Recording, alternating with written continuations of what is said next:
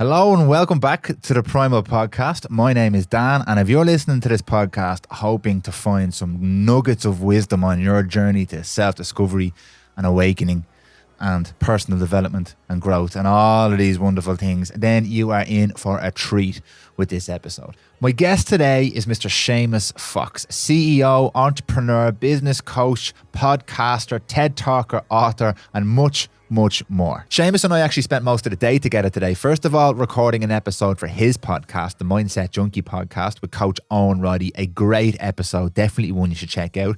And then recording this episode for the Prymal Podcast. And as the day went on, it became increasingly clear that we shared a huge amount of passion for personal development and growth, not just for ourselves, but also spreading that word through our podcasts and with Seamus through his coaching service and everything else that he does. And in this episode, we take a really deep dive into Seamus's own personal story and how that led him to becoming the coach he is today, helping people figure out what the things that they actually value in life are and to build systems that will help them achieve those things. I really enjoyed this episode with Seamus today, and it was very clear that he's going to be a big part of this network moving forward. So sit back, stick on the kettle, relax, and enjoy Mr. Seamus Fox, the Mindset Junkie. Welcome to our shared journey to find the answers to questions about health, wellness, nutrition, performance, life, and success, and to craft the most resilient, hardy, and happy humans you've ever seen. Welcome to the Prymal Podcast.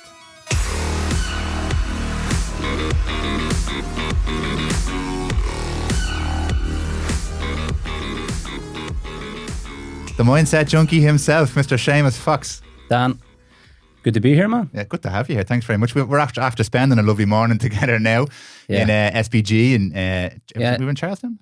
Charlestown SPG with Owen Roddy. Again, thank you for that, man, and coming and setting up. And it's an absolute pleasure to be involved. Yeah, this was actually for your podcast, not for my podcast. So yeah, we got chatting. We've only met today. Yeah, but fascinating on several different levels, because obviously we've had a great connection, having spent half the day together now, and as I always say this, we were chatting before we turned the mics on about all sorts of different points that we have in common. So this is going to be a really engaging chat, I have a feeling. Yeah. But the age-old question before we get cracking into all this kind of stuff, to give people a little bit of background and a bit of context, you can't have a book called A Crash to Success without a really interesting backstory. So would you mind sharing with us your journey that has brought you to the Seamus Fox that I see in front of me now? 100%. I suppose to give everybody a wee bit of context, the listeners, etc. I grew up in Galia, which is in Derry, in the north of Ireland. Pronounce it again for me. Galia. Galia? Beautiful. Yeah. I don't know if it's actually Gaelic or it has some type. It sounds very Gaelic. Yeah, doesn't it? Yeah, I've actually never looked at that. But yeah, I grew up in Galia. I'm the youngest of 7. Galia was, and probably still is, one of the most socially kind of economically deprived areas in Derry, and one of them in the north, actually. But yeah, grew up in Galia, left school around 15, 16. Didn't really kind of know where I was going, just couldn't wait to get out the door, and thought that I would find my way. And I did, eventually. But it took me a right few years. So, yeah, the early experience, and suppose fast forward to a crash to success. I had always been involved in sport, always been involved in health and fitness from a very young age. Football, loved boxing, did a bit of boxing for a while. So I've always been in and around that. Left school, as I said, 15, 16. Stopped kind of playing football, stopped sport in general. Got into more partying and drinking and drugs and doing the things that we do. For a right few years, and then the crash, the book is about kind of how an event really began to change things for me. It wasn't like this one experience where everything just changed as soon as that happened, but it began to change. As I said, I didn't have any education as such, and I didn't really know what I was doing in terms of work, etc. So I was selling cigarettes and contraband and all sorts in the markets all around Ireland and Northern Ireland, and just trying to find my way and make a few pound. But that event then kind of woke me up. I was partying in my flat. I had a flat in Galia, and we were partying for about 2 days, drinking, taking loads of drugs, and don't really remember getting into the car.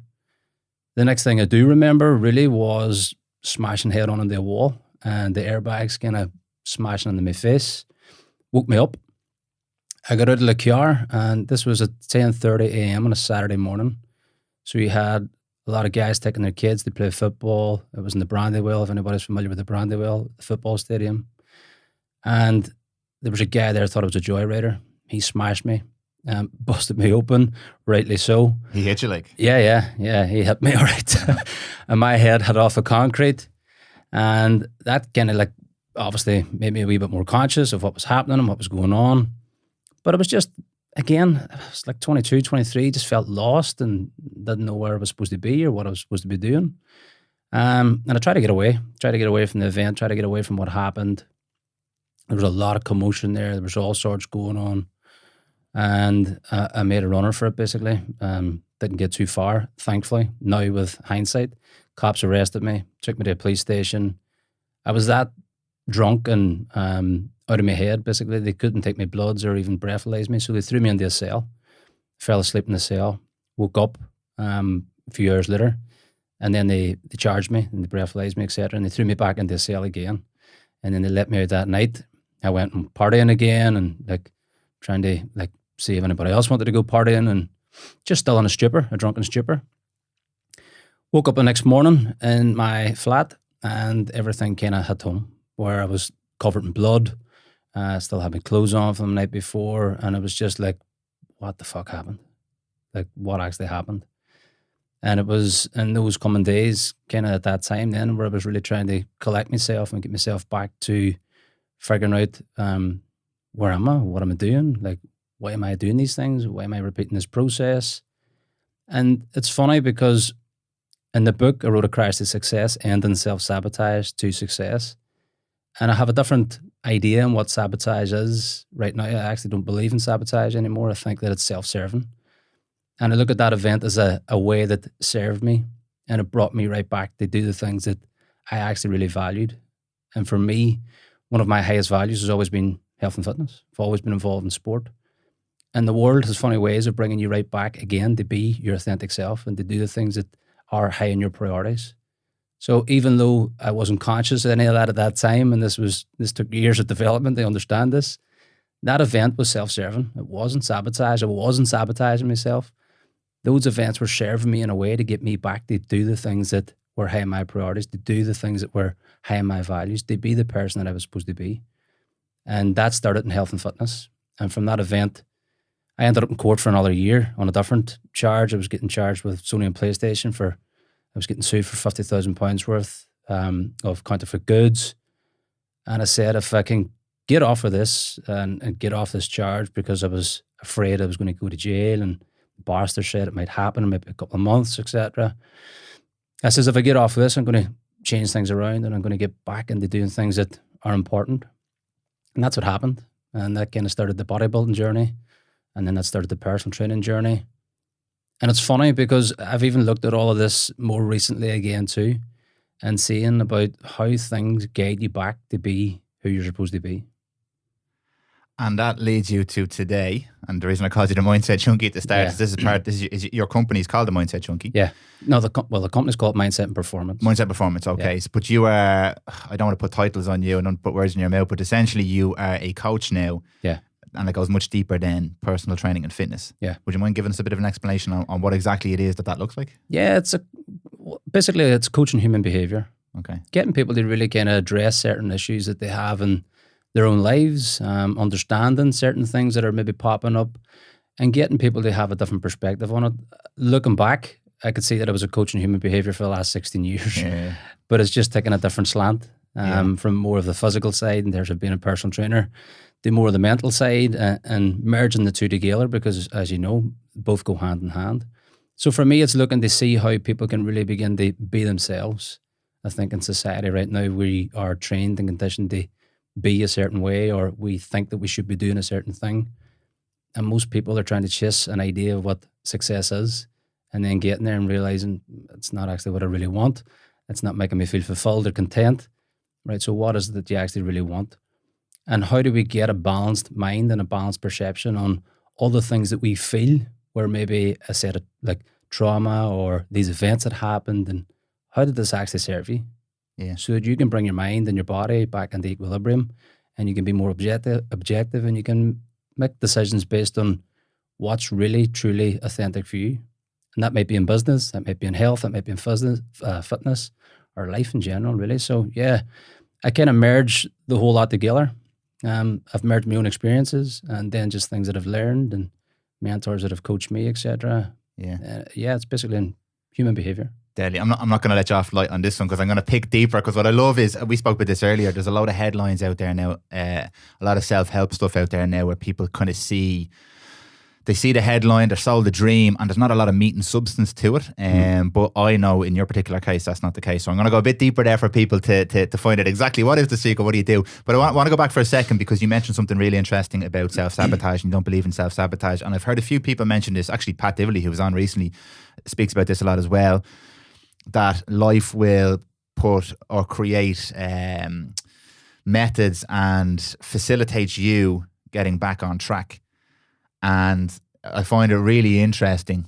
I have a couple of questions for you on this. And first off, what do you believe that force is? What is that force that's kind of, because again, I'm not talking about a benevolent deity or anything here. What do you think it is about life that is it constantly giving you opportunities? Is there one big thing? Because obviously I talk about this heart attack idea all the time. People wait for a massive life-changing event before they actually change their life. And that does facilitate it in a way. So I understand that. But a big part of what I like to talk and think about is, how do you not have someone crash into a wall at 10:30 on a Saturday morning and still be able to change their life? Do we all have to wait for this life-changing event? So what do you think it is that life is doing to show us these different opportunities? Obviously, at that time when I was younger and being in around that environment, I didn't know any of this information. So I was just unconscious, basically. And I think a lot of society are completely unconscious. Okay, yeah. They're not really conscious of where they're going, what they want to achieve. They're running off a program, basically. And that program has been instilled through society. You've been conditioned in a certain way, to think in a certain way, feel in a certain way, believe in a certain way. It's like your mental blueprint. And a lot of the times that mental blueprint is formed in your formative years, from the day that you're born, right up to around 7 or 9. A lot of the times what we see, feel and experience and the information that we take on board creates a blueprint of who you think you are, what you think you're capable of, what you think you deserve, what you don't think you deserve. And your environment will play a role in that. I always use James Clear's quote, which is, environment is an invisible hand that shapes human behavior. And if you're in an environment that is growing and productive and helping you exceed, then a lot of the times you're going to be in that same mindset, let's say. But if you're not, then again, you're going to conform a lot of the times to that environment.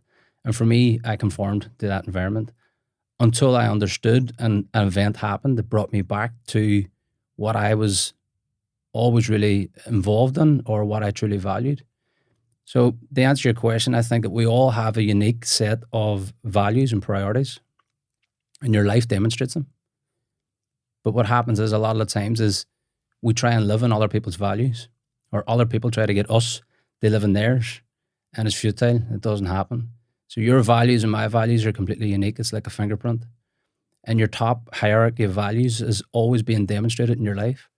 But why most people face confusion and frustration and burnout and all these different things is because we're trying to live by somebody else's priorities or society's, or we see stuff on the outside and we think this is who we should be and this is what I should be doing. But it's not. What's your life actually demonstrating?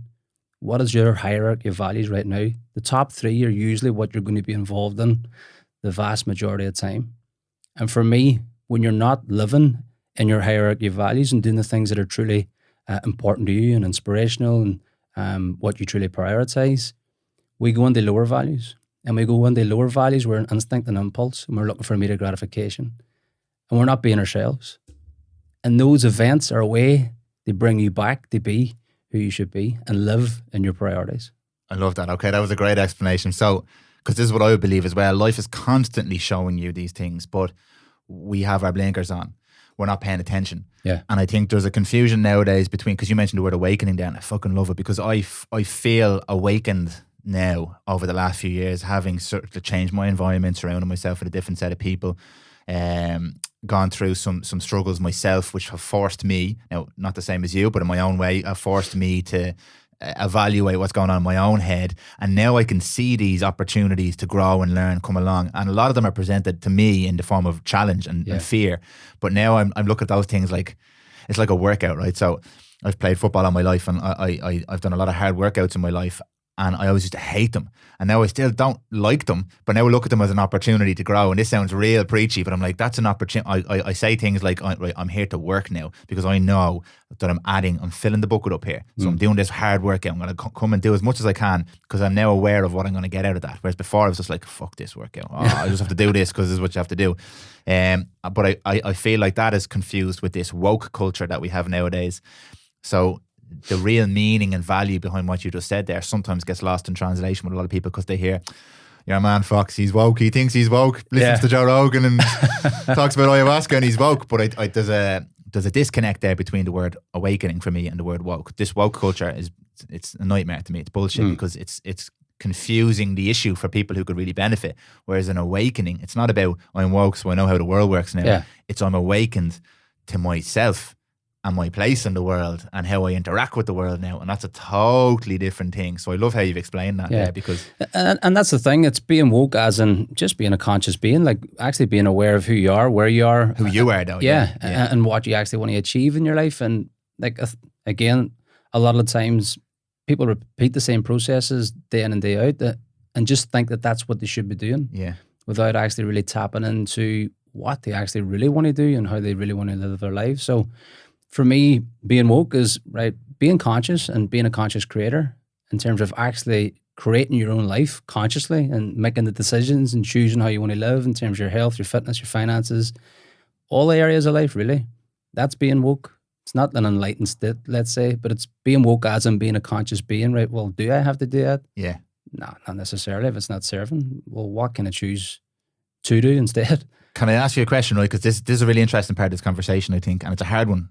So, sorry, I'm going to try a curveball here. Because obviously for me and you, we live in Ireland where I had a particularly, not a privileged upbringing, but I'm privileged to not live in a slum in Brazil, for example. That's what I mean by privileged. I don't mean loads of money in it like that. I mean, I always had food, I always had shelter, very supportive family, no trauma, anything like that. So very, very privileged upbringing. I'm very grateful for that. What about the child living or the person living in the slum in Africa and Brazil? Because we're very entitled being able to speak about this, and I agree with you 100%, by the way. But to throw a spanner in the works there, like there are people who maybe don't have those opportunities. Yeah, and again, I think that's a very easy stick to beat somebody like you with. Because all right, Shane, that's grand, but like we can't all do what you do. It's like some people are poor. Do you believe everybody has some sort of choice that they can make in their life, even if they do have very limited resources or they're massively disadvantaged compared to us? Yeah, 100%. I feel that still there's a choice there in terms of how you perceive a certain situation, 100%. Even you look at Viktor Frankl in his book, The Search for Meaning. Yeah. He found meaning in concentration camps. Now, that's a very good point. Am I saying that just because you're in a slum that you can't get your way out of it? Well, has the world demonstrated that people have been in slums before and got their way out of it and become successful? Yeah. Well, if they've done it, then can you do it too? 100%. So what did they do in order for them to get themselves out of that certain situation? What beliefs did they engineer? What did they do in terms of how they grew within themselves? So I think that the world has shown us time and time again that no matter what situation that you're in, or no matter what situation that a person finds themselves in, there is always a way out because people have shown that they've done that. I've never been brought up in a slum either, and I don't know that situation 100%. So if I was there, could I turn around and say this? Possibly not. But I think that the world has also demonstrated that people have been there and got out of it and achieved what they wanted to achieve. So it's possible 100%. Yeah, you said such an important word there, perception, perceive. It is, your reality is what you perceive your reality to be. Yeah. And that's a game changer. Because even for that person, and again, the reason I bring this conversation up is because it's very easy to sound preachy when we're sitting here nice and comfy in a nice studio and nice mics, we have a belly's full, nice cup of tea or whatever like that, to say everybody can make a decision. Yeah. But perception, no matter where you are or who you are, your perception now, you can't perceive your way out of a concentration camp. Yeah. But this is the hand you've been dealt. Yeah. And you can change the way you think about what you're going to do with your day. Are you going to become just a pure victim and lie down and go with it, and nobody can blame you if you do because you're in a concentration camp? Or you're going to change how you perceive this and you're going to grow. And obviously Viktor Frankl grew. Now, the advantage that we have and why that's important is because we're not in a concentration camp, and we're extremely privileged, and we are limited, I feel, by our own beliefs. So and I say we, I should say me, but I'm gonna make a general statement here. Most people in our positions nowadays have a hard time figuring out things like purpose, because we don't have the challenge of the concentration camp. So therefore we create other challenges in our minds, and we all have to pay our bills and our mortgage and put petrol in the car and take care of our families. But we're very, very privileged. And if we perceive our life compared to Viktor Frankl or the child in the African slum, we're like, gee, we have a massive head start here. And so I think this conversation is important to look at all those different starting points. We are, for the majority of people listening to this podcast now, obviously sick families and things like that aside, are in a very privileged position, and yet we still struggle because our perception of where we are is completely out of sync to where we actually are. So 100%. And again, as you said, it's not it's not like we're sitting here on our high horses and saying not at all. This, that, and the other. But there's certain things that we can control, and there's certain things that we can't control. And for me, there's three things that you can, which is your perceptions, your decisions, and your actions. And your perception controls your decisions obviously, and your actions, and then the outcomes that you get from those. So you may perceive a certain situation in a certain way that's been a struggle, or you've been victimized, or X, Y, and Z. But if I take you back to that certain situation and I get you to see the other side of it in terms of how it actually benefited you, what was the benefits in it, how did it serve you, how did it serve others, how has that made a massive difference not only to your life but other people's lives, well, all of a sudden your perception begins to change. And if I say to you, well, would you trade that if that didn't happen? Would you actually trade that and have that experience exactly how you wanted it? Probably not. Would you be doing the things that you're doing right now if you didn't experience that? Probably not. So that event actually really served your life. And that's just you changing your perception because you've actually dug into it and seen how it served you, seen how it served other people, because you've seen it differently. Because there's never one-sided events. There's always two sides. But why we suffer a lot of the times is because we're looking for a one-sided event. We're looking for the fantasy a lot of the times. We want the pleasure without pain, the support without challenge. But we have to have both in order for us to grow. But we see and perceive things as one-sided, and then that gives us a polarized perception which controls us instead of us controlling it. That's class. That's class. That's a little soundbite right there. I'm just going to clip that bit out. Yeah. Why is my question? Why do you believe that we are pre-programmed to have this mindset of pleasure over pain, path to least resistance, etc.? I have my own theories, but I'd be interested to hear what you say. Why are we pre-programmed with it? So many people struggle nowadays. Why do we all have this? Why is our default this mindset? Because obviously people like yourselves and anyone who's working on themselves, this is work. You have to do this. It's not the default. The default is sitting on the couch and watch Netflix and eat chocolate. Like, I think it's what we've been sold. I think a lot of the times it's what society has sold us. Oh, you went there, love it. Yeah, it really is. I think that we are pre-programmed to go and do X, Y, and Z. And if you do X, Y, and Z, you're going to feel this way. And we have a perception of a fantasy, which is, if I could just get here, it's going to be great. If I could just earn this, it's going to be great. But I need to get to this place first. And then once I get there, it's all going to completely change, which is it's going to be all pleasure. It's going to be all fantasy. It's going to be all positive bullshit. Because when you get there, you still have the same. There can't be one without the other. So I think a lot of the times why we beat ourselves up is because we are searching for a fantasy, which is, it's not there. Like, you're going to have both sides in every type of situation. And what happens is in life or in business and like what I've experienced and through people that I coach, you might get to different levels, but you're still going to have both sides again. You're still going to have the positive and the negative, the support and the challenge. You're still going to have your struggles, the days where you're questioning everything. It's all still going to be there.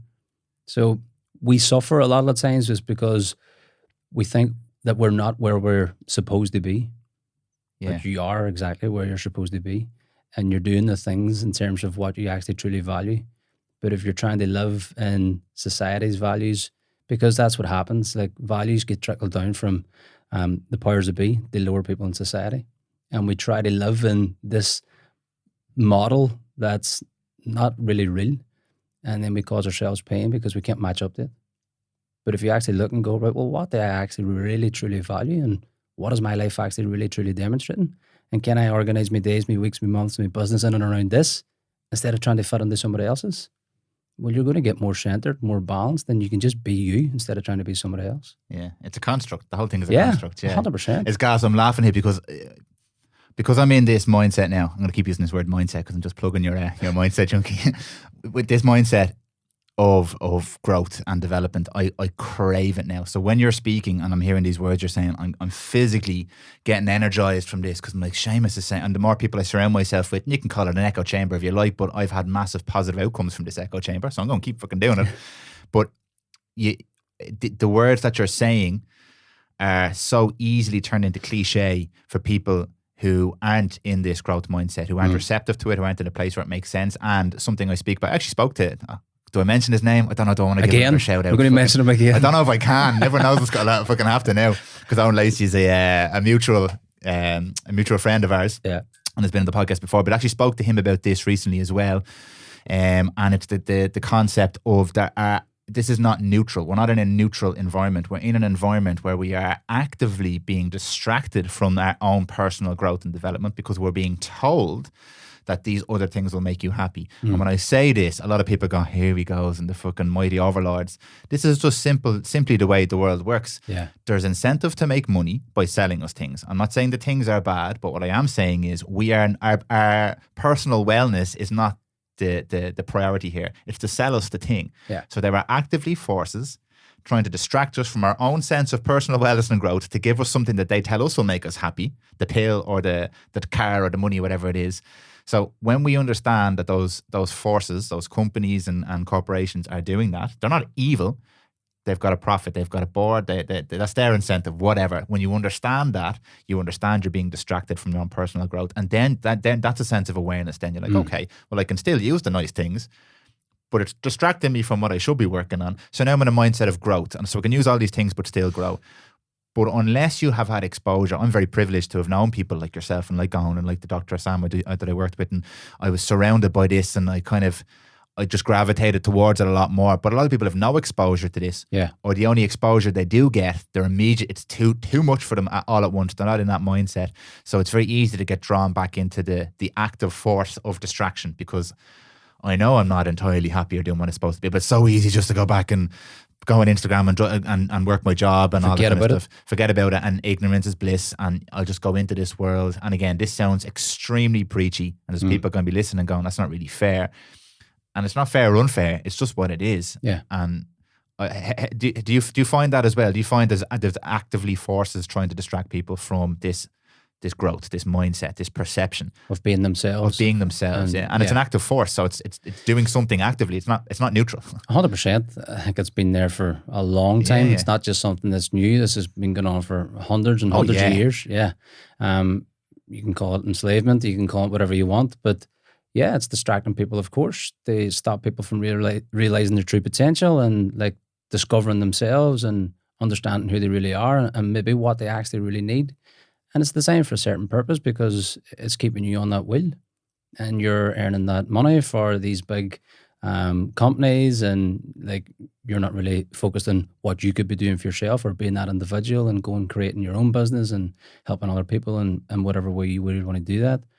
Yeah, like I don't think that anybody that's listening to this can maybe not see that this is kind of some type of design that will keep a lot of the people not asleep, let's say, but maybe that wee bit unconscious and going through life without really realizing their true potential until something maybe does happen that wakes them up and they go, right, well, hold on a minute. No, that's not really how I want to live my life. I want something different. I knew I was going to be somebody different. I knew that I had a lot more potential.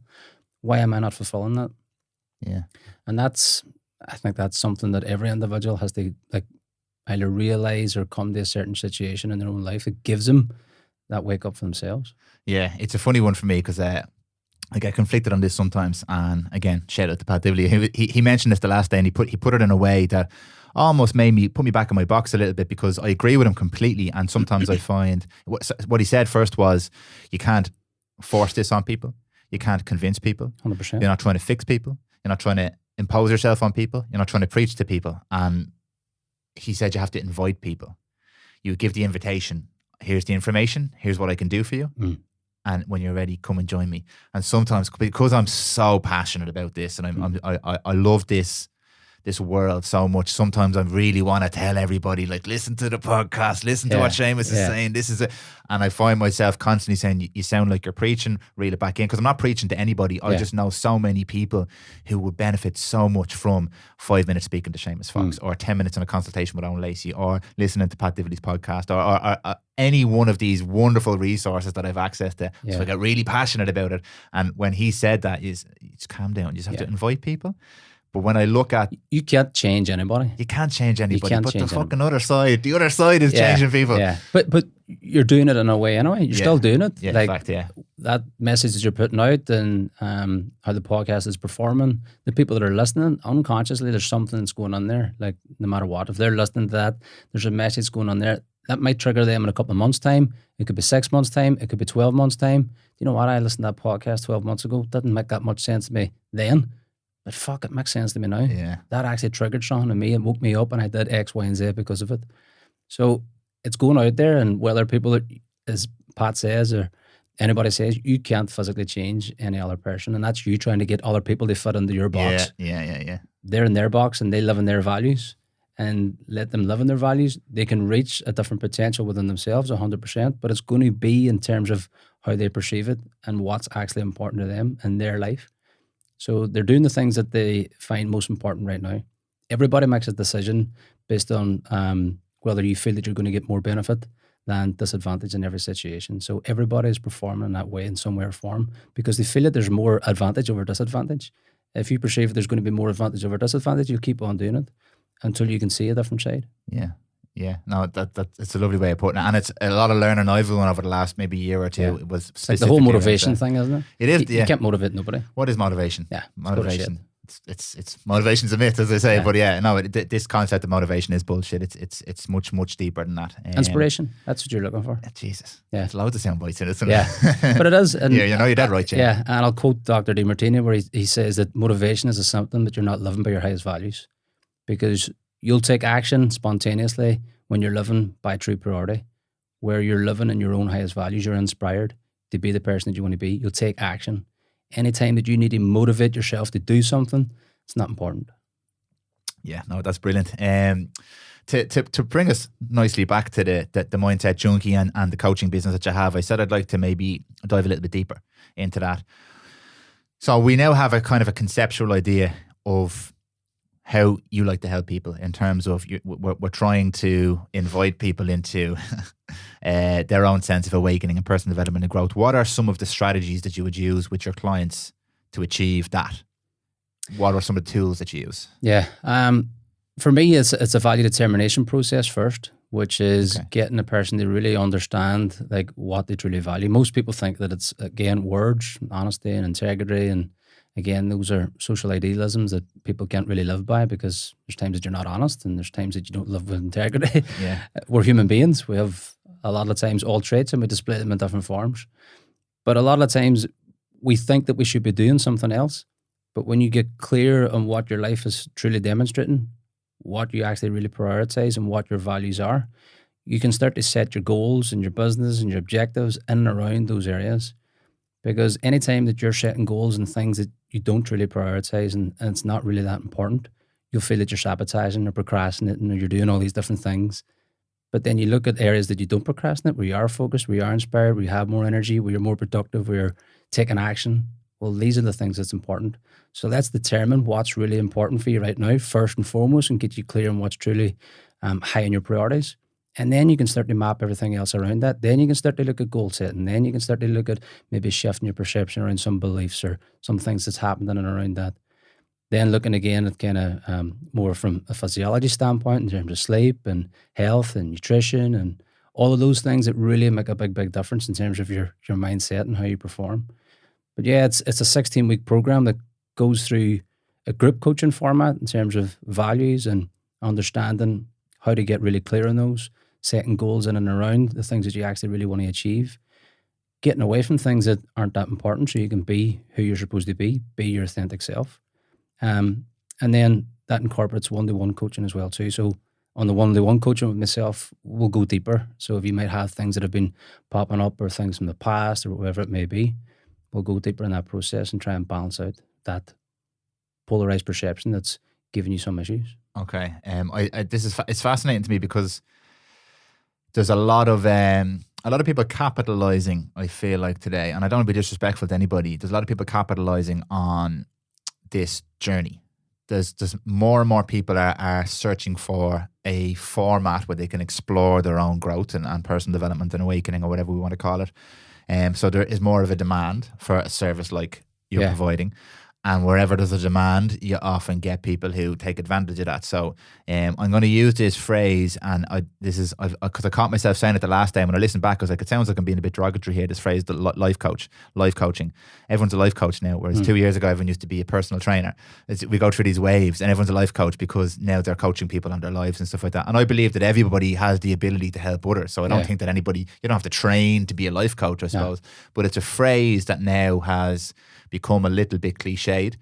And just like I mentioned earlier on, it could, the word woke, the life coach thing can now very quickly turn people off actually engaging with a service that could be very beneficial for them, because you're a life coach. Yeah. And I have met a lot of people who claim to be life coaches, and again, I'm not being disrespectful here, but it's surface level stuff. It's repeating phrases and cliches that they've heard on Instagram and stuff like that, and it doesn't necessarily offer real sustenance or meat or substance to someone who's looking for this. And again, that does the service to this whole thing. And people hear the word life coach, it sounds very grandiose. I'm going to coach you how to live your life. Yeah. Is that something that you come across as somebody who could be termed a life coach? Because this is a relatively new concept. I'm going to come to you. You're not helping me necessarily with my six-pack or how to fix my car or how to run my business. You're helping me pretty much with all of that, because you're going a little bit deeper. Is the life coach thing something that you see nowadays as, it's not harmful to your coaching, but how do you explain this concept of what it is that you do to somebody who's not familiar? What do you say to them? Yeah. First of all, it's a call with myself. Like, if anybody's interested in being coached by me, we jump on a Zoom call and we go through a process. And so can I just take it back one step? How do they find you? Yeah, well, they'll get me through either social media or Facebook or Instagram. So they'll just see a piece of content you put out. Maybe something that resonates, yeah. Okay. They didn't Google life coach or? No. Okay. My name doesn't come up in life coach, or did you Google it? I'm not sure if it does, but I don't see myself as a life coach. I see myself as a coach, and I can help people understand themselves a bit better by going through specific methods that I've used in my own life. And a lot of the times, anybody in any coaching space is developing themselves to go through their own shit, and they get themselves further in their own progression in their own life and understanding themselves better. And I'm still on that journey, and I'm constantly learning, and I'm constantly educating myself, and I'm committed to that. My life has demonstrated that for the last 16 years. I've been constantly educating myself in specific areas. And I know that if there's a person that I feel that I can help either in terms of behavior or in business, etc., and if I get to chat to that person and see what they're struggling with, what their pains and problems are, and if I feel that I can help you, then of course I know that I can help you and take you on a different path and give you something different that's going to help you resolve a certain issue. That can make a massive difference in your life. It can make a massive difference in your business, etc. But for me, it's a culmination of the last 15, 16 years in my own development, and just study, education and courses, and merging all that together and helping a person from where they are right now in terms of what's actually really giving them an issue, and see, can we go a wee bit deeper and actually balance out how you're seeing something so that you get a different perspective. You maybe release that emotional connection to that that's controlling you subconsciously. A lot of the times we store all this information subconsciously that's polarized because we think it's a certain way. But if we look at it differently and get a different perspective, then we automatically begin to release that connection that's not controlling us unconsciously anymore. And we bring it from the unconscious to the conscious, basically, and we see it differently. And we get a shift in our behaviors, and we get a shift in performance, and we get a shift in life, basically. Yeah. So that happens in all different situations. It could be in business, it could be in health, it could be in fitness, it could be in relationships with your spouse or like friends, etc. It's just different. I get people from kind of all walks of life that are going through different stages of their life. And if I can help them balance out a certain thing and give them a different perspective and help them release that connection to it, where they can feel that bit more liberated and free, then of course.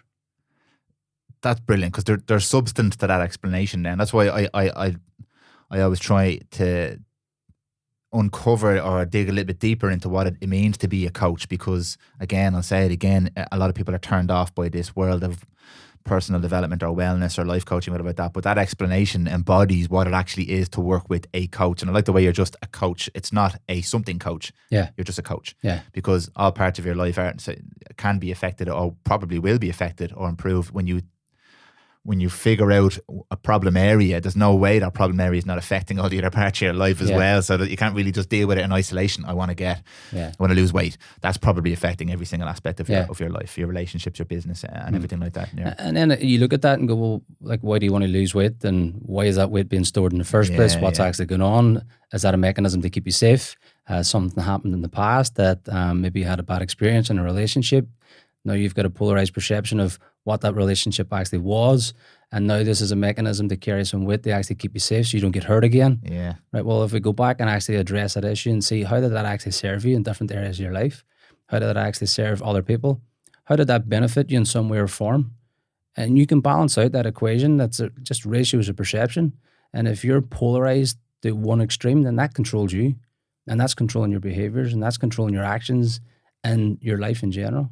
Until you bring it back into balance again by seeing, right, well, this thing that I deemed negative, or this thing that I deemed that was destructive, or whatever it may be, right, well, let's see the other side of it, and let's see how it's benefited all our areas of your life from that point until this point.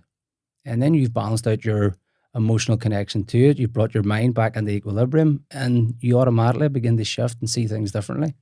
Which again goes back to those three things: your perceptions, your decisions, and your actions. Yeah. So if you have a different perception of what that was, the decisions that you're making and the actions you take in the future are going to be different.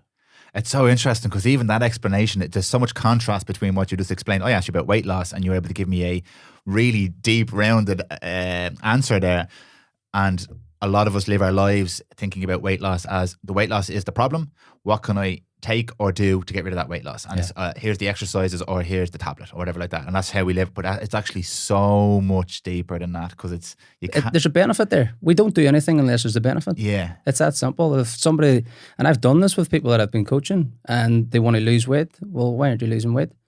Where's the benefit in you keeping the weight on? There is none. No. Where's the benefit in you keeping the weight on? There is none. This is destructive. I don't want to feel this way. I'm not doing this. Where's the benefit in you keeping this weight on? And we'll go through, and all of a sudden, when they kind of release that judgment to themselves, they'll list 15, 20, 25 benefits of why they're actually heavy. And they'll see how it's benefiting them in some form. And then if you can link, right, well, how can you get that from something different? Like, how can you get that from, like, the feeling that you need, or that you feel that you need from being this certain way? Well, where can we get it in a different area that actually serves you and can help you move towards being that lighter, fitter, healthier, stronger version of yourself? So we don't do anything unless there's a benefit. Can you just explain that to me? It's just so I make sure I understand it. What would, let's use this example of weight loss, what would one of these benefits be? Because I'm sure it's confusing for some people to, what benefits could there be? Right, well, let's say that, again, going back to your hierarchy of values, let's say that family is top of their priorities. It's their number one value. It's what their life demonstrates. It's what they're involved in. It's what they're inspired in. Your perception of life is going to be dictated by your values. So if family is high in your values, you'll walk into a supermarket and you'll see clothes, you'll see kids' clothes. You're not going to see anything to do with business, because it's not something that's a priority for you. So in situations like that, maybe health and fitness is lower down on the scale. Right, well, what I would do with that person is, let's look at the benefits to your family of you being a fitter and healthier, different version of yourself. How does this serve your highest value? And if you get enough benefits and you link it time and time again, neurologically, you're going to get the pattern, and you start to get the shift in behavior over time, because now it's not really just about you. It's actually about this family value that you really, really are served by. So now you're looking at a bigger perspective, right? Well, if I'm fitter and stronger and healthier, how is this actually going to benefit my family? Well, now they're going to see me as a fitter, stronger, healthier person. Now that's maybe going to inspire them. I'm going to have more energy to play with my kids. I'm going to be productive in different ways. They're not going to see me lying on the sofa, all these different things. And we start to link the benefits. And when you stack them up enough, you'll get the shift in behavior. That's class. That's really class. Yeah. I've never actually thought about it that way before, but it makes perfect sense. Yeah. And a couple of questions for you on that. First of all, just a rather generic question. Men and women. Do you see men and women? Yeah. So there's not a particular sex or gender or anything like that you're focusing on. Do you see common trends coming through with a lot of the issues that modern people nowadays are facing, and they're coming to you to help them with? Are there trends emerging? Yeah, there's commonalities is people thinking that they should be somebody else or doing something else, and not really understanding like what is their true priority and how they can actually like be authentic, and shifting their behaviors in and around that. A lot of times people are coming frustrated or burnt out or low in energy, uninspired, etc. Because a lot of the times from what I see and from people that I coach is we're simply trying to be a different version of who we really are.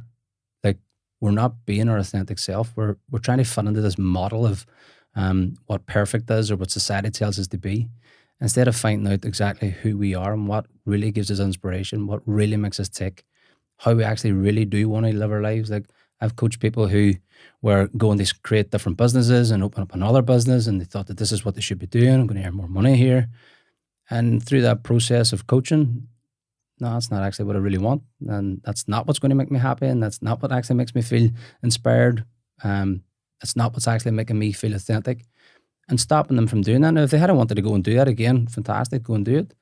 But when you get people really, really clear in what it is that they really, truly prioritize and how they can map their life in and around that, you'll see that things begin to shift. Because anytime that, a lot of the times what I feel is we put things or we put people in pedestals and we put ourselves in the pit and we think that we're not good enough.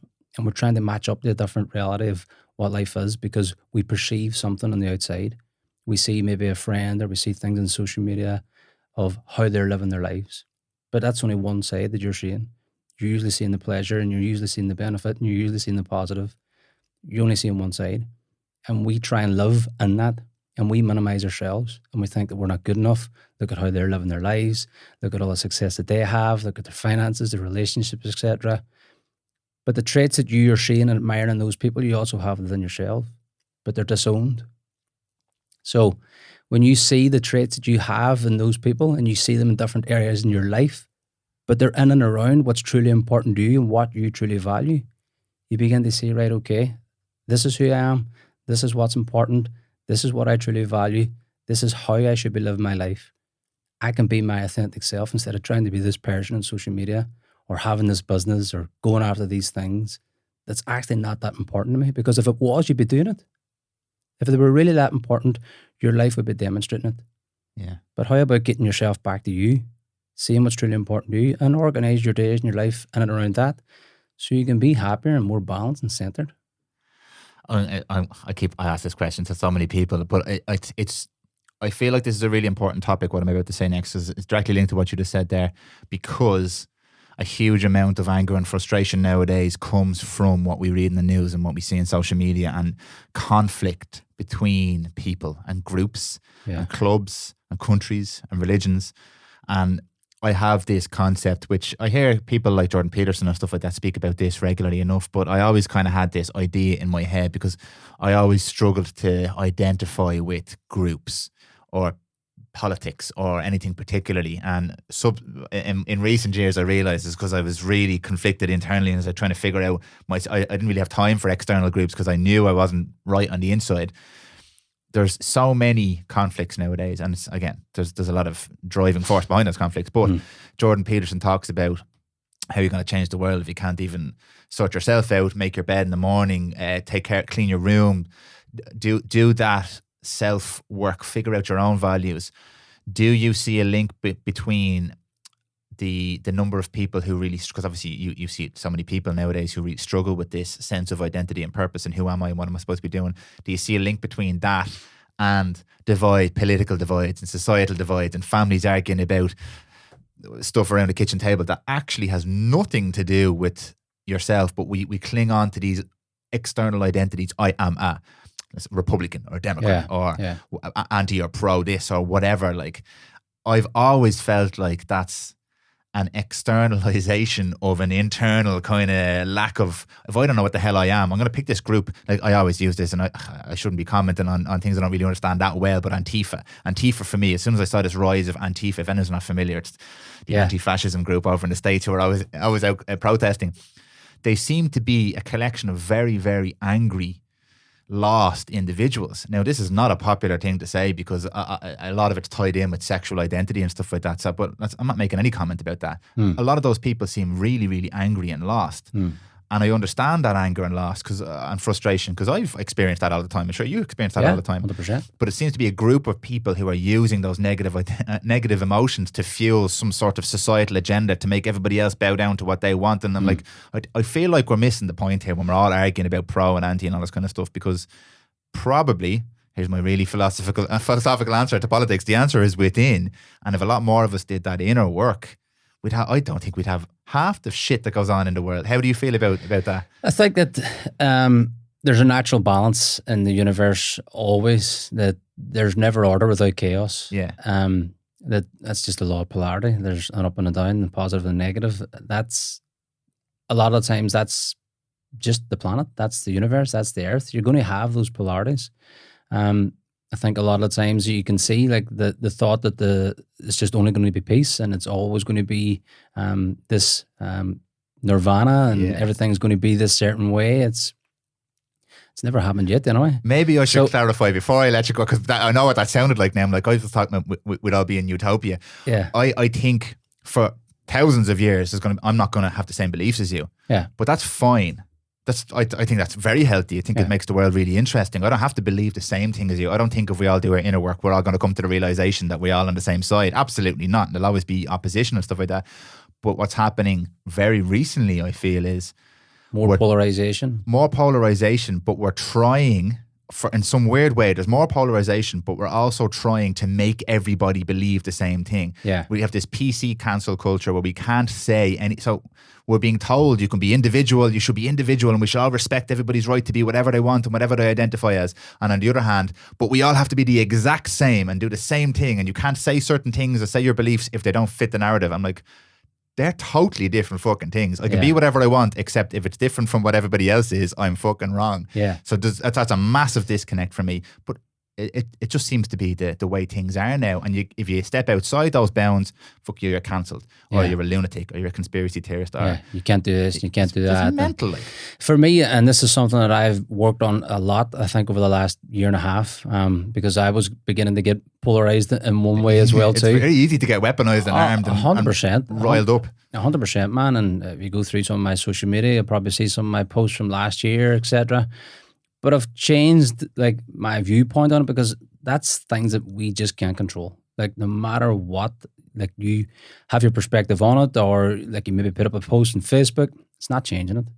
Again, it comes back to like your perception and what you can actually control, which is how you're perceiving this whole situation. So there is never order without chaos. So in the chaos, how can I find the order? Like where is the other side of what I'm perceiving right now? So again, to see, well, where does this benefit me in some way or form? And again, that's really challenging at the minute. Yeah. 100%. But is that why we're here? Did you pick the time to come back here and learn to grow and evolve and learn this lesson? You could look at that from an esoteric point of view and say, maybe you did, and that's why you're here, and your soul's supposed to grow and go through these challenges. You picked this time. So I think that's a conscious bit of work that we need to do daily and go, right, well, I don't need to be polarized by it. I can be neutral and see both sides of it. See how it's serving me in one way and maybe how it's not serving me in another way. But if you're neutral and you're in balance, you're more objective and you see things differently. But if we're completely polarized and only see it one way, again, that runs us instead of we running it. Yeah. So I think that's just the work that we need to do daily. And don't get me wrong, it's been fucking tough. Oh, look, I'm there with you now, yeah. 100%, it's been tough. But I think a lot of times we think that things should be a certain way, and we think that society should be a certain way, or the world should be a certain way, but like it's always had that. It's always had both sides. It's always had the up and the downs. It's always had the order and the chaos. It's always had the polarity. And I don't think that's a universal law. It's not a man-made one. We can't change that. But what we can change is how we actually navigate our lives through it and how we perceive it. Yeah. I think why I get, because I completely subscribe to your model, and it's something I have to actively work on at the moment, not to get polarized or to react. And I'm getting better at it, but it's just a natural reaction when someone believes something different to you or says something that challenges your beliefs or anything like that, where I'm a little bit nervous at the moment. But even your belief is, again, a belief. Yeah. So your belief is nothing more than a pattern. It's not you. that you've reinforced in your brain. Yeah. It's not who you are, and you've probably not actually believed it yourself. It's been conditioned. Yeah. So is it actually your belief?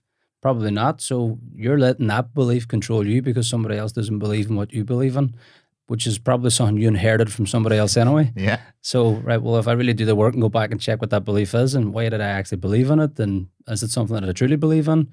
Where did I hear it? How did that get conditioned into my mind and into my being?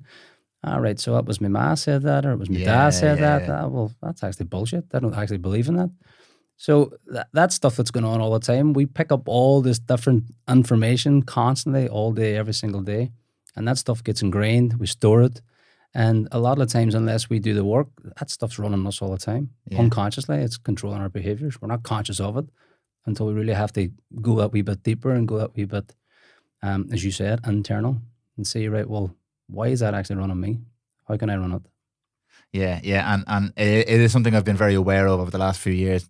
If somebody says something, trying to sit with it, even friends around a dinner table, try and sit with that for 10 seconds and think, okay, that's a good point, and not immediately have an emotional reaction based on my conditioning and my beliefs. Yeah. The one thing, the one reason I get frustrated at the moment is that was all well and good for years. I suppose I could do that and just live my life and go about my way. Yeah. But what's happening today, if you don't believe something, people are losing jobs. Yeah.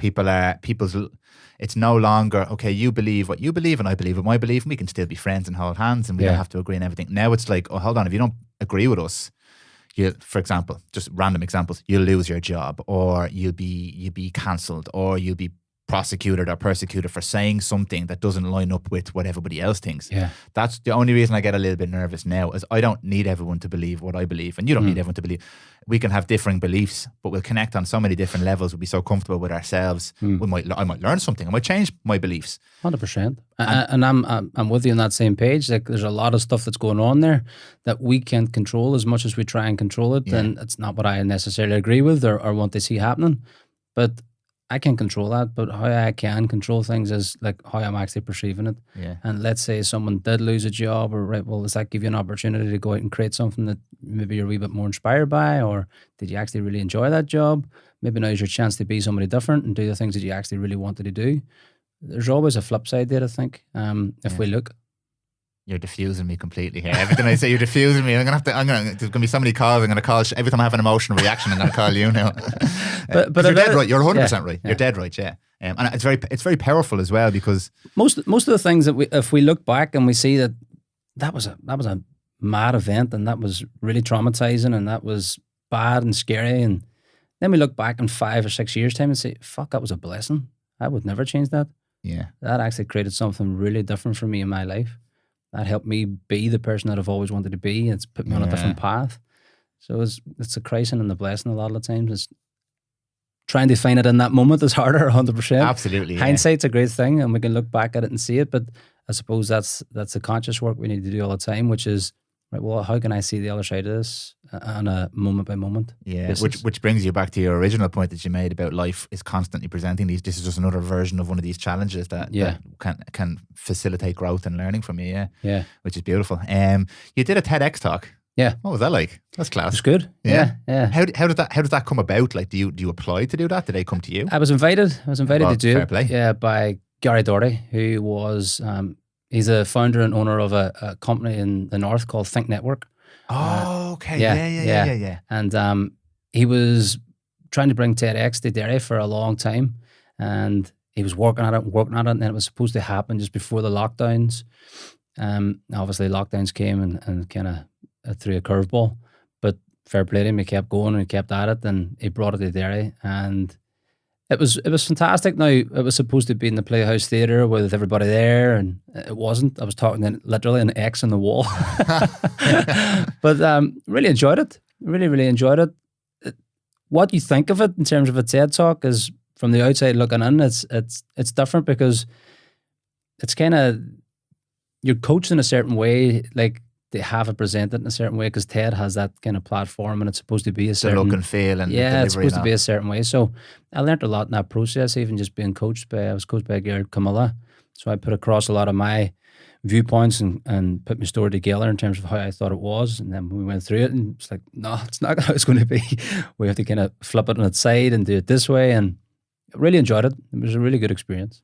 What's the X part of the TEDx again? There's a difference, isn't there? The TED, the TEDx. I think the TED isn't the TED I'm not too sure, to be totally honest, but it's the TED that's the bigger one. And then the TEDx is I don't know, is it like a franchise or It could be, I'm not sure. something? Yeah. To be honest, I'm not too sure. To be honest. And when you said you had to kind of flip it on its side and stuff like that, did you have to change your story, or it was just the delivery to fit the format? Yeah, it was just like how you present it and like the emotion behind it and how you're going to deliver it. There was just things that I wasn't aware of, and Camilla coached me through that, and we kind of went deeper on it and got a better understanding of it. Yeah. But you basically have about 10 minutes to memorize your talk. Okay. And then get it across. So yeah, it was a good experience. I enjoyed it. And that kind of public speaking, I've seen you've done public speaking obviously before, and again in the realm of personal growth and development. Do you enjoy the public side of stuff with the like a live audience? Love it, yeah. Yeah? Yeah. Do you get good interaction and good feedback from the audience? Yeah. Yeah. I did one there in Derry probably about 2 months ago in the Everglades. We were allowed 50 people in. We got 50 in. Oh, cool. And it was a few hours and it was fantastic because it was the first public one that I've done since before lockdown. So just good to get in front of people and the energy that you get and the questions and all sorts. For me, that's where I feel inspired. That's where I feel I'm kind of stepping into what I truly love and what I really enjoy doing, which is speaking to people and hopefully inspiring people or dropping nuggets in some way or form or getting them to see things differently in some way or form. But just that energy in the room, it puts me on a high, let's say. Yeah. Because I find a lot of people look at these kind of talks and talks for like personal growth or development or mentorship and stuff like that, and they imagine like a Jordan Belfort send me this pen kind of speech in some massive hall in America where it's all kind of like pyramid scheme, Ponzi scheme, fucking I'm going to sell you my program and you're going to sell it to 20 more people. But from experience, having been to these type, I haven't been at a talk with you yet, but from experience with these type of talks, there is something definitely to be said about the energy of people in a room. And I actually had this conversation with Jill, my fiance, very recently there as well, especially nowadays, and I'm not going to get into any current topics, but with all of the debate and argument around a lot of stuff that's going on at the moment, because we have so little human contact, things get blown way the fuck out between family and people. Like, it's crazy what's happened over the last 5 or 6 months, the absolute tension and anger and drama and frustration between people. And I noticed something so interesting, that when these people actually get into a room, they remember that they're human beings and all that shit goes away, and they're like, it's almost like seeing a realization, like people have just been plugged into something for 6 months, and when they meet the person, like, what the fuck was I even saying? Yeah. So when you get people in a physical location to 100%. get it, magic happen. It's crazy. 100%. And we all know that. We know what the love hormone is, oxytocin, which is like you generate even more of that when you're around people and being in that community, and you get that feeling. And that event for me was, again, coming back through lockdowns and going back to do an event like that. You could see that with everybody. Everybody was networking, and there's specific breakouts, etc. throughout the talk. Everybody's connecting properly. That fear, let's say, of actually meeting people and being in a big event, or like being in a group of 50 other people in the one room, it just goes. It just goes, and you go back to being yourself, and you go back to the things that you did do before, and you're connecting with people. And we meditated. We did a lot of breath work, and people hugged, and it was fantastic. Like, you just seen the energy in the room, like, shift from the start to like the end of the talk, and for me, that's what it's about. And do you have, apart from live speaking events, do you have group? I don't know what you even call it, group events where people will come and engage in, like, I know I did see you do breathworks and breathwork classes and stuff like that, but do you have regular meetups where people can come and you engage in these exercises and activities and coaching in person? Not as much. I did a retreat earlier in the year with a friend of mine, Arn Dean. He's a Wim Hof coach. Yeah, so we did an event earlier in the year, which was obviously breathwork and meditation and ice baths, etc. But it's something now that if things are the way they're going and it's going to be long term, they can start to map out and plan, which is more retreats and meetups. And I've got an event coming up in Derry actually on the 7th of November. So I'm going to be pushing that out now soon. So that'll be another event. But yeah, definitely more in the pipeline in terms of retreats and meetups, etc. Yeah. It's funny because, like, on this topic of being in front of a person. Like I only do face-to-face podcasts. Like there's people I've reached out to who want to do an online or a Zoom podcast, whatever. Yeah. But there's really something different in the energy 100%. between two people, between four people, and due to lockdowns and COVID and all that kind of stuff, there's wonders. The digital age is amazing. It's wonderful. And social media and all that kind of stuff is great when you understand it and you have enough self-awareness to engage with these things consciously. But there's absolutely no substitute for getting someone in front of you and having a chat, the energy in the room. And again, I said this before, why are there so many people now down on the beach with their dry robes having coffee? Like, people laugh to get their drive off and all they do is stand there and having coffee. They're just down there for human connection. Yeah. They're propagating human connection. They're re-engaging with people. They're trying to find that communal feeling again, because that is one thing I don't care what anybody says, you cannot get that on Facebook and Instagram. And what Facebook and Instagram 100%. is does the fucking opposite. Yeah. And people often hear this phrase of like, you wouldn't say that to somebody in person, these keyboard warriors, all this hate and anger and debate and argument, and it's all sometimes I find myself scrolling through YouTube comments and like 10 minutes in I'm angry. Like, what the fuck am I so angry about? Because you're just in this fake world where people are saying things that they don't have to say, look you in the eye or feel your energy or make eye contact, or so they just say shit, and then the people react to that shit, and then unfortunately the negative feelings you feel are real negative feelings. And especially for young people nowadays, like, they're reading all this bullshit online with no actual physical human connection behind that, and it's devastating for them. 100%. And people don't get to actually feel what that's like or see what that's like or experience that. And as you said, like, you can pick up on somebody's emotion and how they're feeling without a word being said. Yeah. Like, you can feel that vibe when you walk into the room. This is tense. Is that what I get out? What's going on here? Or you can, like, people don't necessarily have to say a word. You can pick up on that vibration in terms of what they're actually thinking or how they're feeling. And you don't get that through Zoom. You don't get that through social media at all. Like, so, and that, I think, is what most people have missed, definitely. Because there's been a disconnect there for sure. And seeing how things are starting to progress again, which is fantastic to see. People are getting back to that. And I think, from what I see anyway, they're doing it without fear a lot of the times as well too, because there was a massive influx of fear. People were afraid. But now I think people are coming out the other side of it, thankfully. On the topic of Facebook and Instagram, what do you make of the recent blackout? I actually enjoyed it, to be totally honest. Yeah. I thought it was actually my Wi-Fi. I was on the phone. I was on the phone to Wi-Fi, the Air, thinking that my Wi-Fi was down because I couldn't get on. And then somebody sent me a text and says, Facebook, WhatsApp, Instagram's down. I was like, happy days, put the phone down. That was it. I put a post up there. Went and got a pizza. It was weirdly liberating to again, I don't use do you know what? I'm one of these fuckers. I use it for business. I don't really use it that much, but you use it for business, you get sucked into the same fucking world as everybody else. But it's weirdly liberating. WhatsApp didn't work. Most people communicate through WhatsApp nowadays. Instagram didn't work. Most people spend their free time on Instagram. And it was gone. And there's an initial like, what am I going to do? And you're like, live my life, be present, read a book, watch TV, sit quietly and do nothing, like talk to my partner or whatever, play with the kids. So I put up a little post on Instagram, and not one person said that it was a negative thing. No. It just shows you how much we're addicted to that. Oh yeah, doesn't absolutely. It really does show you, like, because when it's not there and you haven't got that option, you have to find something. Now, don't get me wrong, there was probably a lot of people too that felt stressed and, oh my God, I can't get in touch with people. And a lot of people run their businesses on these platforms and stuff like that. For sure. But it shows you as well too that you need to have different platforms in order for you to run your business and different modalities. Beautiful segue, because I'm gonna go next into the business. Just before I do, I'm gonna propagate wild rumor, because if you heard the rumor surrounding the drop, the recent Facebook leak or the whistleblower, and they shut everything down to clean out the servers and all that mad shit. I heard the rumor also that was staged. Yeah, that the whistleblower was staged and it was an actress. It's so, like, I don't believe anything nowadays. I'm a complete gone from listening to mainstream news. Even the way I say it, mainstream news. Yeah, it's. I don't listen to news either. I haven't listened to news in years, even all the way through COVID, and I didn't turn the news on at all.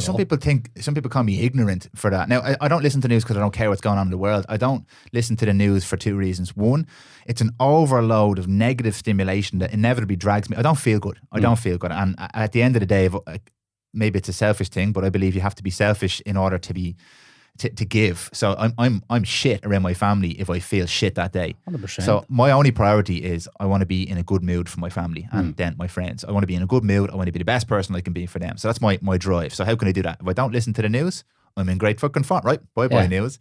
And that's again, as you said, it's that fear and like everything. Like as we know, fear sells, and that's that they're pushing out that message. And I always use a quote by Jim Rohn: "Stand guard at the door of your mind every single day. Guard what comes into guard your your mind." inputs. Yeah, that was the biggest. 100%. Someone said that to me. It was the biggest. Guard your inputs. Protect what goes in there because that influences how you feel. And the second thing, which is I put my tinfoil hat on then, is it's fucking bullshit. Yeah. We're being fed shit by companies who have a profit to make. 100%. And again, I'll say this till the day I die. Once there's money involved, the incentive is to make money. It's not you. So whatever, I don't think everything I read in the news is bullshit, but I believe it's manipulated or presented in certain lights. And all you have to do is look at Fox and CNN. Yeah. Like, they're about news channels. They're literally just saying the opposite thing. If that doesn't tell you something, anyway, I won't go too deep into the fucking politics of it, but yeah, I don't really listen to the news. Yeah, me either. Not a fan, 100%. I live in my little box. But you mentioned business there, and it was something I was really interested in talking to you about because I am a business owner. I'm an entrepreneur, I'm living that hustle life, that grind. But I'm running my own business, and I find it massively terrifying, but a hugely liberating experience. Now, I'm not one of these people who says, and I was, everyone should start a business. I don't think everyone should start a business, but I definitely think for me, it's been a huge personal journey of personal growth. And sorry, just to interrupt. There's a good book on that, The E-Myth Revisited. And I haven't read it yet, but I've heard of it before. Yeah, it's really good. Owen Lacey mentioned it to me. Yeah, Owen. I'll just whisper that now. We're going to cut all this out afterwards so he doesn't hear it. But yeah, it's a good book. Okay. Yeah. And it's just on like the different concepts of people that should and maybe shouldn't operate a business. Yeah, good read. You are a business coach, a business... Oh, maybe not. I won't give you a title. Tell us your involvement with business growth. So I've been running my own business and been self-employed for the last 16 years, I think. Well, 2005. In 2005, I did that competition. After that, I became a personal trainer and then started running my own personal training business. And I've been self-employed since then. And then probably over the last 4 or 5 years, I set up a business called Elevate with a friend of mine, Noel Smith. We coach personal trainers and gym owners. And then it kind of spread out into small business owners from all different sectors. And we were teaching them social media marketing and sales, etc., different things that they could use and learn within their business. So it's not primarily what I do, but I've got experience on it because I've been running my own business for the last 15, 16 years. So there's things that I've experienced and things that I've learned and things that I've went and got mentored in and coached in, etc. So yeah, mostly what I see and what I've found, and when we were just working with people in their business, I always come back again to the mindset and the human behavior. Yeah. I was going to ask you, do you find parallels between personal growth and business growth? Yeah. Okay. Yeah, and like we would have seen that maybe we told one coach to do one thing and they would have done it and implemented it and got a certain result, and then we told the same thing to go to another coach or another trainer, whatever it may be, and they wouldn't have implemented it. They would have stalled on it. They would have come up with an excuse or a reason, etc.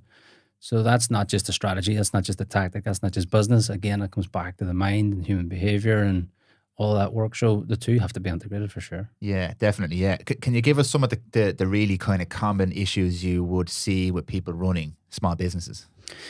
Common issues, I think, a lot of the times is trying to wear all the hats, which is you have to be everything to everybody and you have to do all the things. Now, don't get me wrong, at the start, sometimes you do. Like you have to be the sales guy, you have to be the marketer, you have to be the coach, you have to do all the admin until you can get to a stage where you can kind of grow a wee bit, and then you can always like to use the ADE, which is automate, delegate, and eliminate. What can you automate that's going to eat up space in your time, space in your mind? What can you delegate to other people who are more inspired by those things that you don't really want to do? And what can you eliminate? What's not actually serving you right now in your business? What's bringing you down? What's dragging you back? What's stalling progress? So you can look at a couple of different things there. In terms of the coaching space, and I think a lot of businesses in general, which is not really knowing who they're speaking to, don't really know who their avatar, don't really know like who it is that can really actually help and how they can convey that message as well too in terms of their marketing. So it's getting really, really clear on who you actually really want to work with, who you can work with and who you can help. And then a lot of the times, which is looking at that process in terms of the offer, right? Well, have I constructed this offer properly? What does it do? How can I actually bring people through it? And then it's looking at the processes in terms of fulfillment and am I delivering on that offer? Is it priced properly? Is it packaged properly? Is it going to take my revenue to X? Like if I'm trying to get to 5K a month, 10K a month, and they offer £50, or well, how much volume they need for that to happen? Is that ever going to get me there? Of course not. Well, can we change your offer? Can we bulk it up? Can we make it different? Of course. And then the next one is usually, again, sales. A lot of times those three things, if you address those three things initially and you create a system and a process for that, that's what's really going to get your business off the ground. Now, of course, as you begin to grow and go through different levels, you're going to experience different things like fulfillment, like if it's a coaching space, again, people opting out or people dropping off, all these different things in terms of how you're creating a community, the environment, referral systems. There's so much. Most of the people that I've worked with in terms of coaching and business has been in and around the coaching space. Okay. It's fascinating to me because, as I said, it's been such a learning.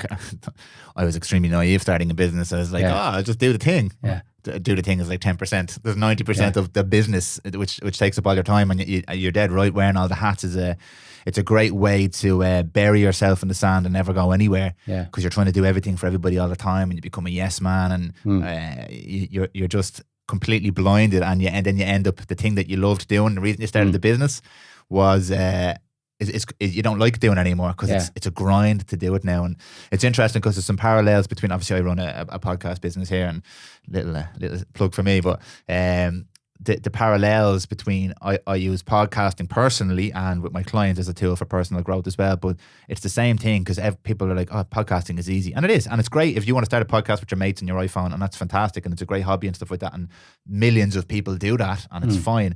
But if you are looking to use this forum of podcasting effectively, if you value the offer, if you believe you have something to say, or like for me, it's meeting people like yourself and trying to help communicate your value and your expertise and your story to anybody who wants to listen, because I grow from it. And if I grow from it, there's definitely going to be other people who grow from it. But if you're going to do that, there are a lot of, it's like the 10% is doing the podcast. You have to be able to structure that and engage with guests and build network and community and advertise it and grow a brand. And then there's the production side of things. And is it the Pareto principle? The 80-20, yeah. 80-20, yeah. Yeah. 20% of activities is going to give you 80% of your income or your productivity, let's say. Exactly.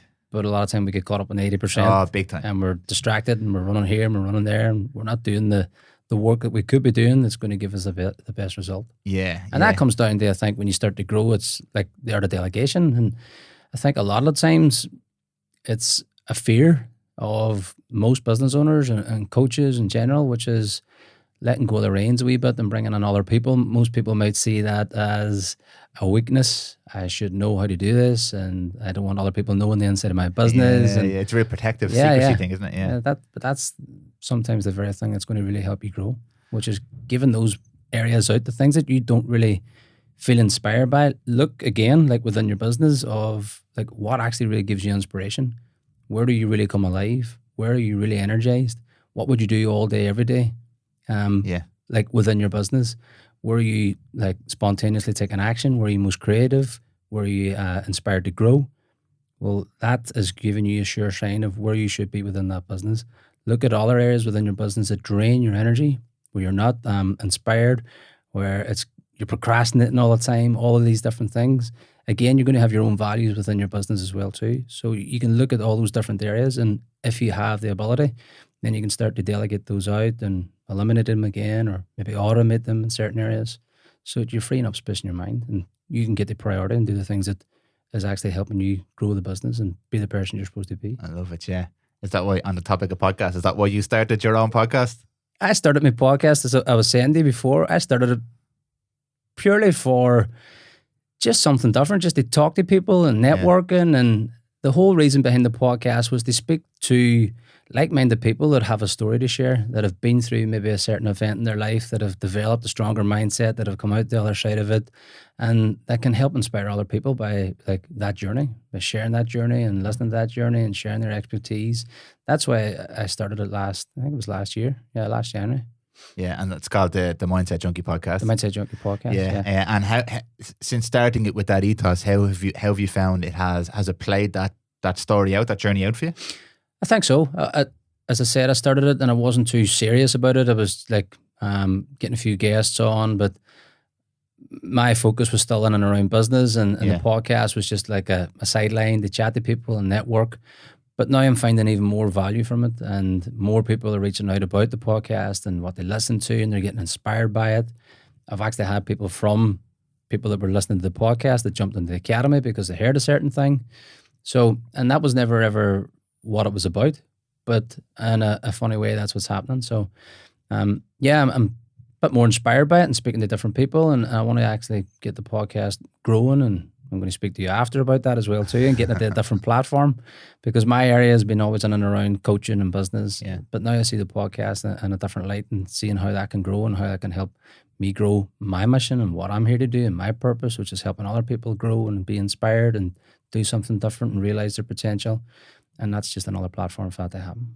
Yeah, it's interesting, and this isn't a marketing pitch by any stretch of the imagination. I just the reason I've gravitated, and obviously you've gravitated, and so many people are gravitating to this platform now, I feel, is because the quickly consumed instant Instagram, Facebook, TikTok culture is fine for quick, easy distraction and stuff like that.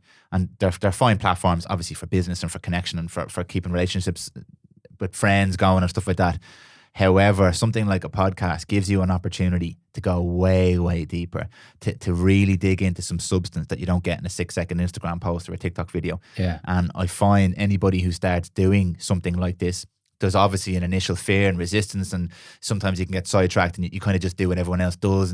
But if you're able to really commit to doing something like a podcast and being vulnerable on a microphone and having an open, honest conversation and putting it out there in a world where you are likely to be judged for every fucking word you say, to do something like that takes a huge amount of belief and desire and motivation. I was going to say motivation, but we don't believe in that word anymore. But when you do it, it's so fulfilling. Yeah.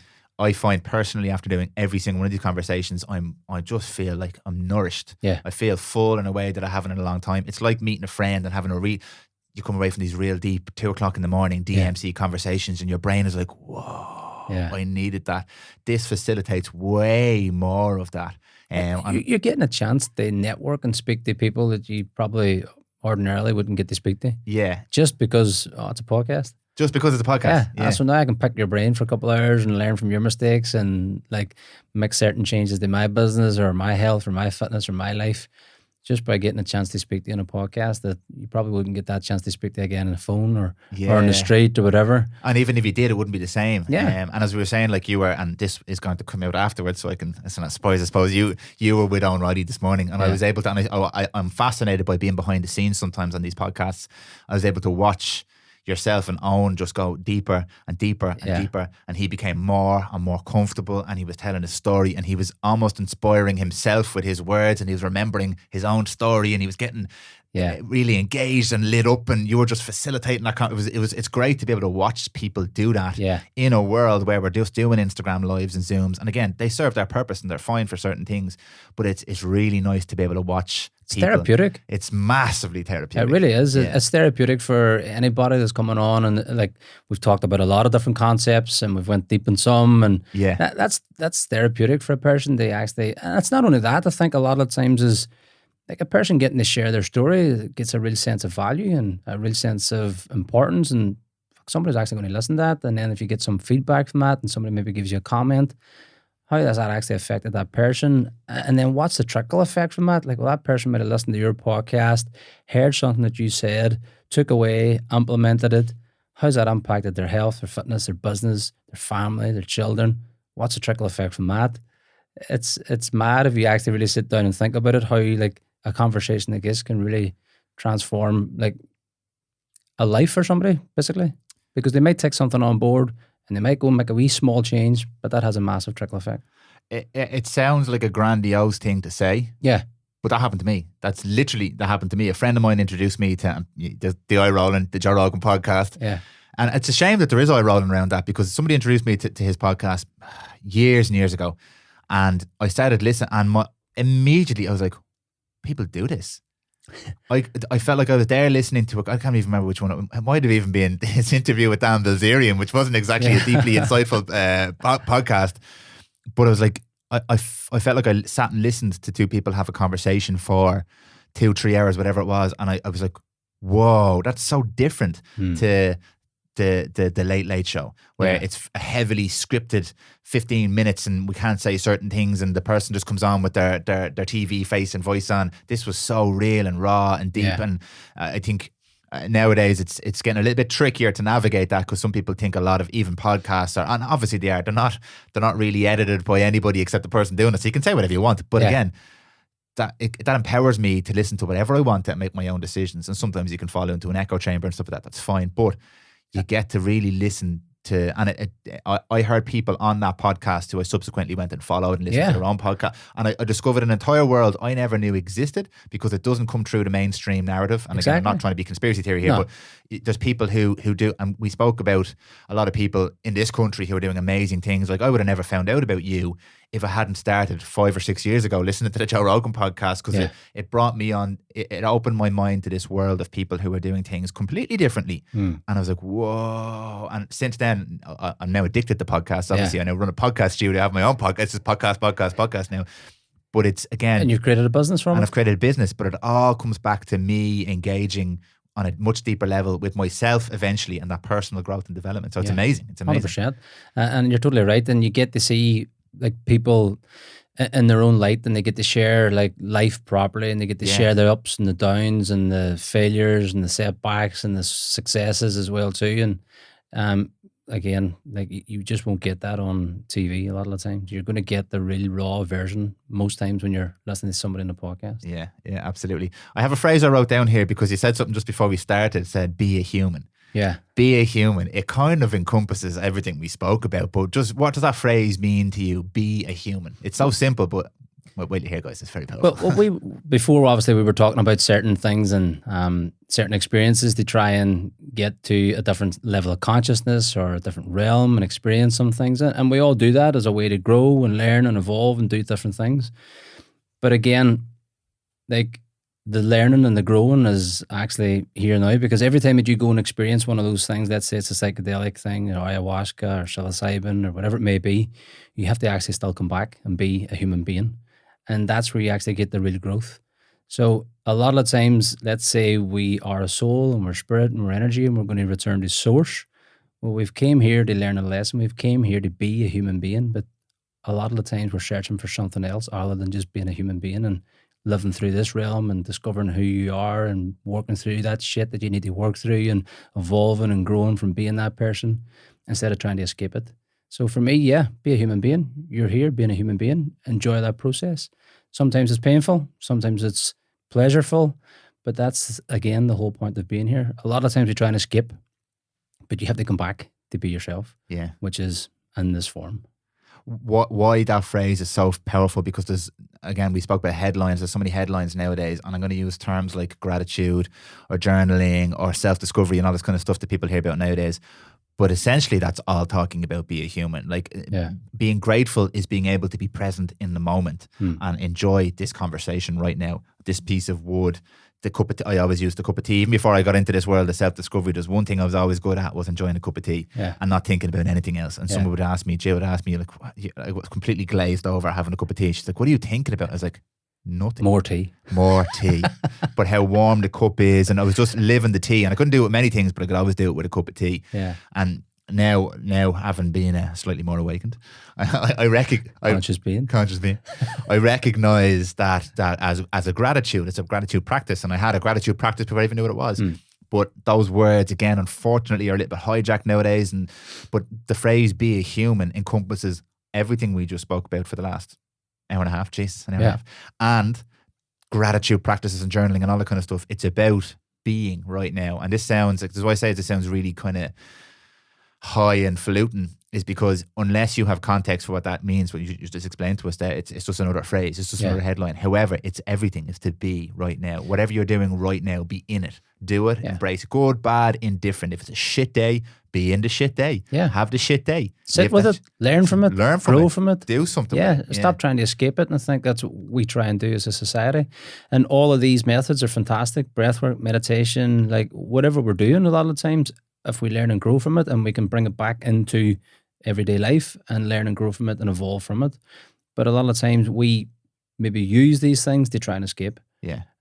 Meditation, etc. Most people are thinking about meditation to escape like what they're actually going through, or to escape reality, instead of maybe sitting with the thoughts and actually understanding the thoughts, and also realizing maybe that you're not your thoughts anyway, and like what is this pattern that's actually going on, and like learning from it instead of trying to use it as an escape model. They try and go somewhere else. That's because Because you it's have not to to come become back. an expert meditator. Yeah. One day I'll be great at meditation. Yeah. So just meditate now Yeah. and be shit at it now, but Yeah. be Yeah. shit at it now. Yeah. And eventually you'd be good, but that's irrelevant. It doesn't really matter if Yeah. eventually you're anything. Like what matters is right now. Because it's a cliche. I could get hit by a bus tomorrow. Yeah. And it's another one of those powerful cliches when you've come full circle at the start. It's like, well, that's a cool phrase. Then you're like, it's such a fucking cliche. You come full circle, you're like, I could get hit by a bus tomorrow. And you're like, oh my God, I have to be right now. You can't escape it. No. You can't, like, there's no enlightened beings, let's say, that are fully enlightened and living in this, like, different reality that are here. They're still human beings. Yeah. And they still have their shit. And they still have the ups and the downs. And they still have the thoughts and the emotions and things that come up.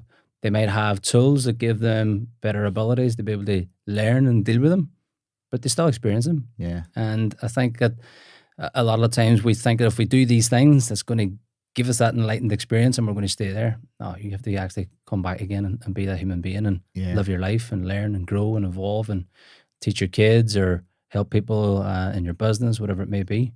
So maybe that's the lesson that we should be just learning, which is just being this person and learning and evolving through that. Use all the tools, 100%. I use them as well in order to shift my energy or calm myself and center myself, etc. But then I have to open my eyes and get to work and do those things. You got to do the things, yeah. And there's proof for this, which is what I think is really cool. There's proof, and I'll use two examples here. One is, are you familiar with the Happiness Lab, Dr. Lara Santos? No. Lara Santos, I think her name is.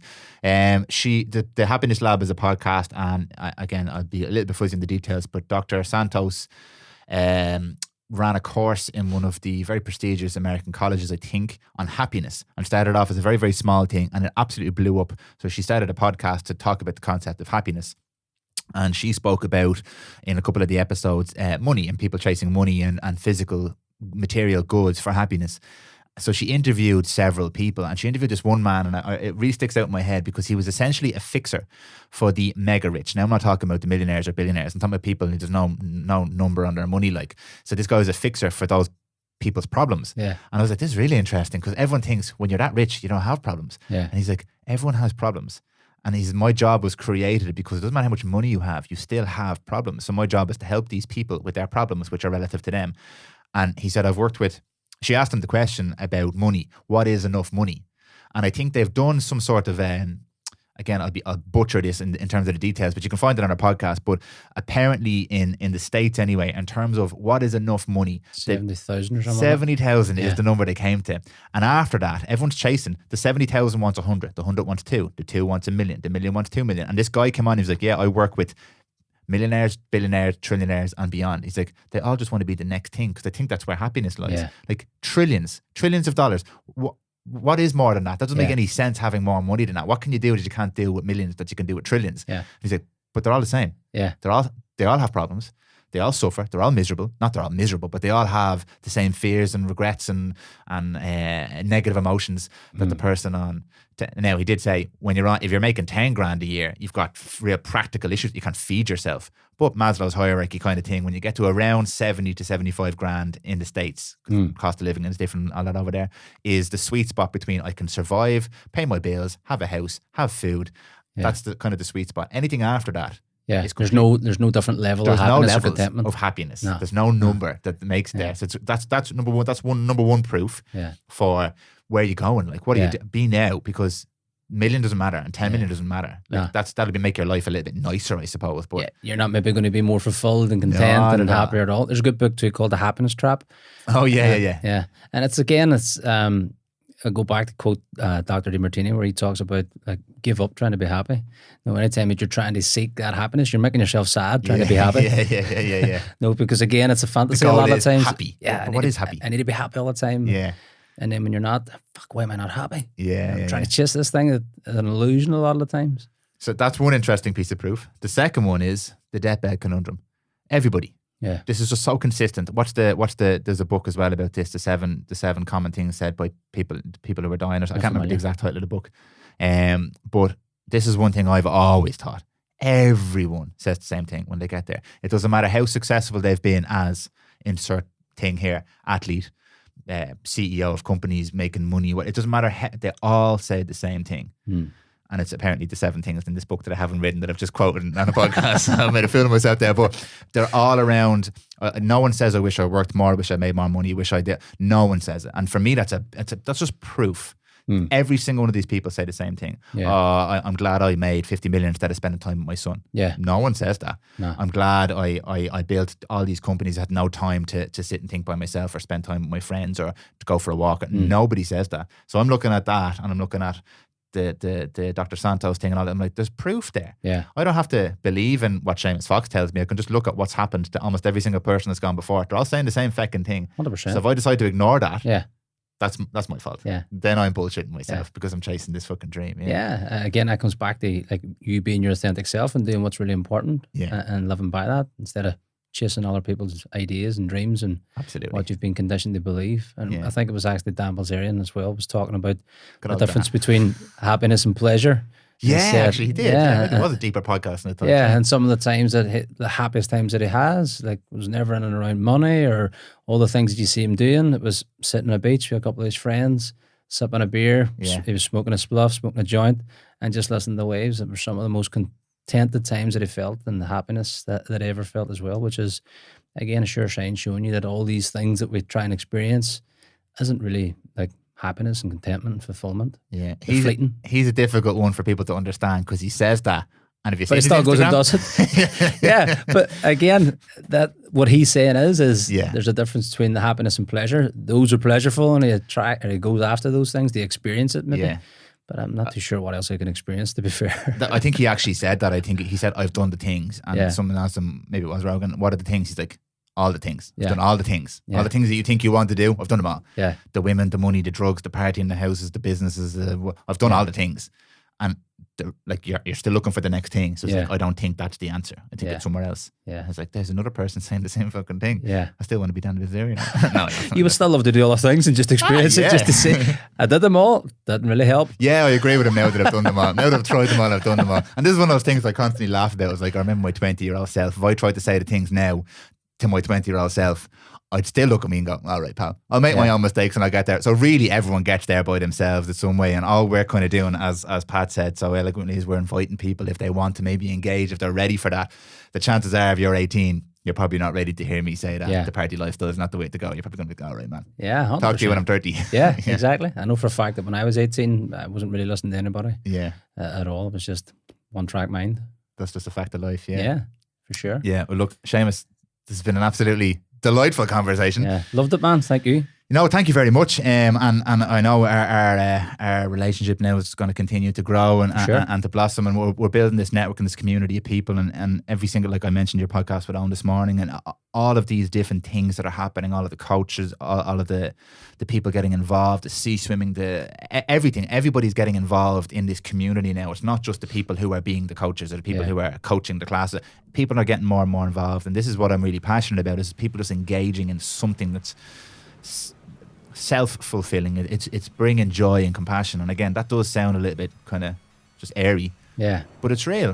We mentioned people going out into people just want this growth and development, and I feel like you're a massive driving force behind this as well. And it's been a privilege and an honor to sit here and chat to you. It's been my pleasure, man. Thank you for inviting me down. It's been a great experience. Thanks for making it. You came down there. I've got a bit of envy and jealousy obviously around your studio, but I'll learn from it and I'll grow and I'll adapt and watch now. 2 weeks. We're gonna see wood and green and plants and stuff like that up in Derry and Gillia. Diffusers and all sorts. No, all jokes aside, man, it's been a pleasure, and the studio was absolutely amazing. It's fantastic. Thank you very much. I appreciate that. I'm trying to not let the ego take over here. I'll just accept your information. Stay in balance. I'll stay balanced. But Seamus, genuinely, thank you so much for your time. I know you made an early start this morning to come down. And we'll definitely have you back on again, and people can expect to see you in the network in the future. Definitely. Cheers, Dan. Thanks so much. And that's a wrap. Thank you again to Mr. Seamus Fox, the Mindset Junkie, for a fantastic episode of the Prymal Podcast. Thank you very much for listening, everybody.